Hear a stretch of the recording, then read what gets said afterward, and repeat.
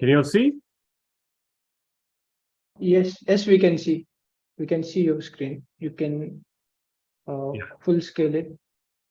No, yeah. So basically, what I'm trying to cover is industrial scale biochar production and its challenges. It's a very vast subject. We have been in biochar industry now for 10 years. Actually, we started off when very few people knew what biochar was. It's been a bumpy ride, but I think in the last 2 years we see that there is a lot more awareness on what biochar is, and because of climate change and the biochar's ability as a sequestration medium, it is sort of being accepted around the world today, and the market for biochar is growing, which is a good thing. So that's what we are seeing today. So what we do, we are basically a sustainability and eco-technology company. Our mission is to integrate modern technology with traditional techniques of sustainable living in clean energy, food, and water. So we manufacture biocarbon, biochar, and sustainable charcoal from clean, sustainable feedstock, and which are actually alternatives to conventional fossil-based carbon products. So our biocarbon actually replaces met coke in the steel industry, and the technology that we have developed is a proprietary technology where we have the ability to harness the other products and energy that is actually produced during the process of production of biochar and biocarbon. So biochar, I am sure all of you are aware of the uses of biochar and biochar in different forms. So basically, biochar is in today's, as described by IBI, is a soil amendment, and there are also a list of about 70 odd other uses that have been listed by the International Biochar Initiative. But as an organization, what we have bucketized it into 4. So basically, biochar for soil amendment. We manufacture sustainable charcoal, which goes for as fuel. This was something that we had to do because we had to pivot because when we started, very few people knew what biochar was. So we had to pivot to survive. And at that point in time, sustainable charcoal was one area where we saw an opportunity, and we continue to produce even today sustainable charcoal, mainly from non-wood sources. So the feedstock that we use are biomass like coconut shell, corn cobs, mango seed, and straw, tobacco stalk. So we have worked with quite a few feedstock, and we convert it into charcoal, and it goes as sustainable charcoal, which replaces wood charcoal. Biocarbon, we produce biocarbon again from a varied set of feedstock. We supply the biocarbon for industrial applications, which goes for very varied applications, from like in the steel industry to rayon manufacturing, and of course biochar as a soil amendment and biochar in the wastewater treatment. So what are the challenges that we face? So if the biggest challenge that the industry faces is because it's a new industry, there are a lot of people who are thinking of setting up a biochar plant, mostly driven because of the carbon credits market. But yeah, irrespective, I think the most important thing is technology.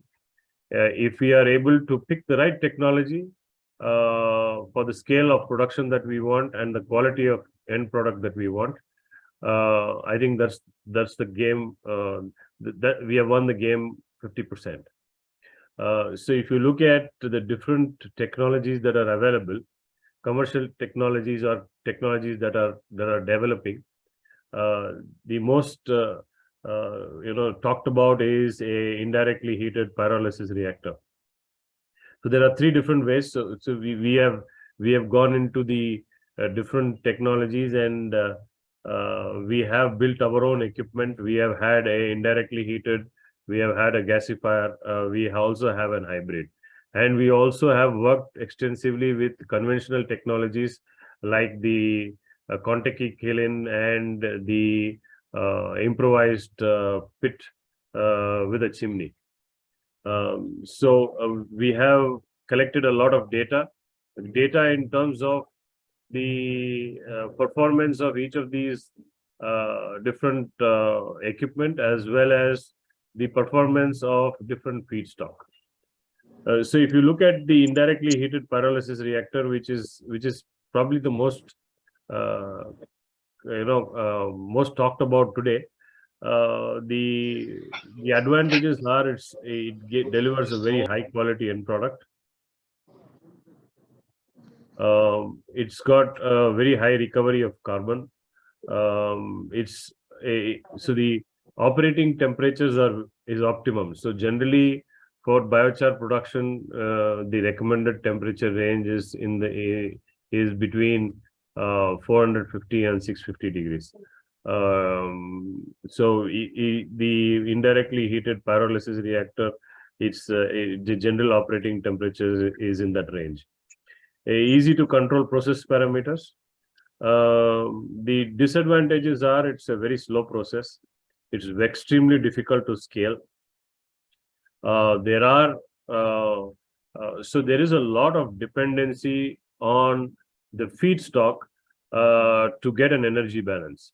So for a self-sustaining pyrolysis process, you need the gases that are generated to sustain the process itself.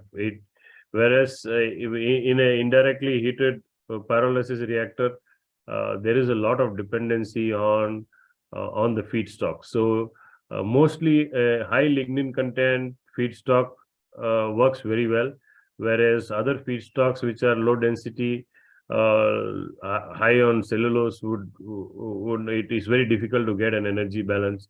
So you will need to use external energy sources to keep the process going. The process is slow. We haven't seen any successful industrial scale. When I say industrial scale, upwards of 25-30 tons a day end product kind of plant running today. Plant which can take on multiple feedstock. This poor equipment life, this is the biggest challenge. The equipment life is very, very short. We have had a indirectly heated plant running for us. We commissioned it, I think, in 2016, and we decommissioned it about a year and a half ago. The cost of the equipment itself is very high because it needs to be a sealed environment. So cost of equipment is very high. Generally, for a continuous flow, it is difficult to. It becomes even more difficult to keep a sealed environment. So most of them are batch processes. And as I told you earlier, the energy balance is difficult to achieve. The other technology is gasification. Gasifiers are much more matured. They are scalable. It's an extremely fast process. The equipment life is good. Very high production rates, relatively lower equipment cost. The disadvantages are that it's got the operating temperatures are higher. Because of that, the net carbon yield is less. The output carbon is not suitable for some applications. So based on our experience, a hybrid model of a gasification and indirectly heated is what is the most recommended. But there are very few equipment suppliers in that space. It's a relatively new technology. It's scalable. we can get scale, we can get to 50-60 tons per day of carbon very easily. It's a relatively fast process. The net carbon yield is good, good production rates, and the overall life of the equipment is very good. So there is, except for a few components that need periodic replacement, the overall equipment life is good. So we don't spend a huge capital on renovating rebuilding the equipment. The cost of the equipment is high, no doubt, and the algorithm for to control the process parameters is complex. So it needs it is a little more complex to run, and it needs a good software to run. So this is from a technology standpoint. Okay, so if for people who are new in the industry, I think the main criteria would be to choose the appropriate technology. And how do you choose the appropriate technology? I think one is the technology itself, how on what core philosophy it's based. Second, it is very important to be able to zero in on the feedstock that we use, because that has a large implication on the kind of equipment that would work for that feedstock. The challenges are, from an end product standpoint, quality dependencies. There are many standards around the equipment type, the process parameters, feedstock, and the finished processing. From a feedstock standpoint, I think that's as much as the equipment and the process have influence on the end product, feedstock has a even greater influence on the end product. Each feedstock gives out a different type of biochar or biocarbon, and the characteristics are very specific to the feedstock. So keeping that in mind, there are challenges within the feedstock supply chain. There is unpredictable farm gate availability of feedstock, which we face time to time. The systems that we have should be able to accommodate multiple feedstock. It should be generally feedstock agnostic, but it's very difficult to achieve. But can be achieved. There is a small catchment that we are dependent on because of the low end product value, and also the carbon footprint that we want to maintain. We can't bring in the feedstock from way far away by burning fossil fuel. There is competition from the other industries like thermal and for thermal applications for the same feedstock that we use. Feedstock quality is a big issue because there are two considerations. One, the silica and sand mixing with the feedstock, as well as the level of moisture in feedstock. These are the two biggest problems that we face, which can be addressed by strict quality control at the point of purchase. Then the need for different types of pre-processing for different feedstock. So all of the feedstocks that we get in cannot be directly used. Cannot be directly used in the pyrolysis equipment. So it needs to go through a level of pre-preparation, which would be sizing or chipping and segregation, and then going into the. So that's an added step that is there, which is a very critical step, which needs to be taken care of and built. The equipment and the systems need to be built appropriately. There are forestry regulations around. So we have used quite a few invasive species.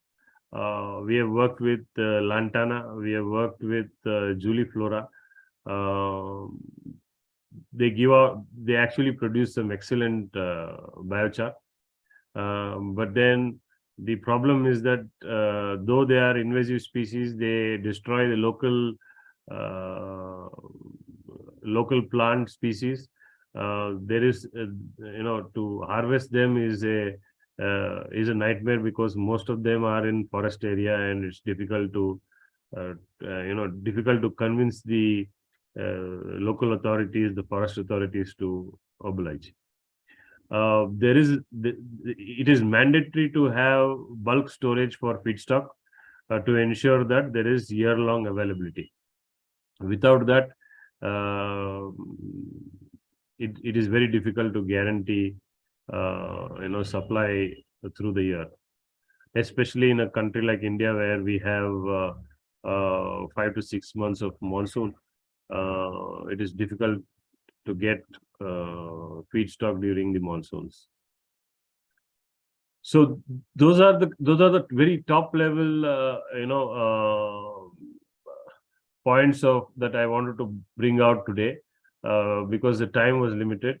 So if you have any questions, that's my email, mk@arstaeco.com. You can shoot me an email, and it will be my pleasure to answer any questions.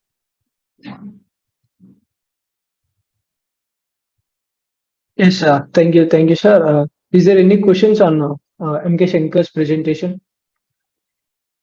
Anyone from participants want to ask any questions about this presentation? Yeah, I have. I'm Yaspal. Thank you very much, Mr. Shankar, giving very nice presentation for the Indian perspective. So what is your growth plan? What is scalability? How do you look for this biochar business? See, we are now, we have been in the business for 10 years now. We are now in our next phase of growth, because we are doing industrial biocarbon also. So our total basket of opportunity is very, very large. We are in talks now to set up a 100-ton per day plant exclusively for one customer. So that's the kind of requirement that is there. Are you using a continuous or is a batch type pyrolysis? It's a continuous process. Indigenous made. Yeah, indigenous. It's our own build. Very good. Thank you, sir. I would like to put in a question in here. Can we use the same technology to convert bamboo biomass into biochar? Yes, absolutely, it can be used. Okay, thank you. Yeah, sure. Any other questions before going to next presentation? Me, sorry, Alejandra. Dear Shankar. Yeah, hi, you can. Hi, I'm from Argentina, the other side of the world, and we are looking for this kind of technology. Is your enterprise send this technology to Latam? We have not, so we are in the process. See, till now we had not commercialized our equipment. We are basically biochar manufacturers. But Okay. we are now looking at commercializing our equipment. We intend to license it out. So that's work in progress. So if you're looking at a licensed equipment, probably in the next 4 or 5 months, we should be able to give you supply you the equipment from here. Thank you. Yeah, sure. You can contact him.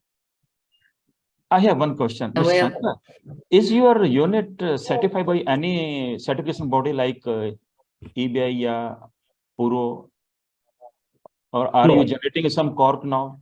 No, we don't. See, because we supply to industry. See, the minute we start supplies to industry, we don't become eligible for carbon credit. So our business model is not built around carbon credit. Our business model is built around sales and profit. So we produce and we sell. We sell to end users who have. So if you look at how the carbon credit market is structured, there are two things. One is you have the avoidance bucket, and then you have the offset bucket. we are in the avoidance bucket. So we supplied our carbon to a biochar to companies who in turn are able to get the benefit of using lesser fossil carbon. So their carbon footprint comes down. We whenever we use it as a agri substrate, then or a soil amendment, then we become eligible for credits. But because we do industrial application, a certifying body will not certify us for carbon credits. So we to solve that problem, we are working on actually setting up a plant which is exclusively going to be doing only carbon for sequestration. Thank you, Mr. Thank you.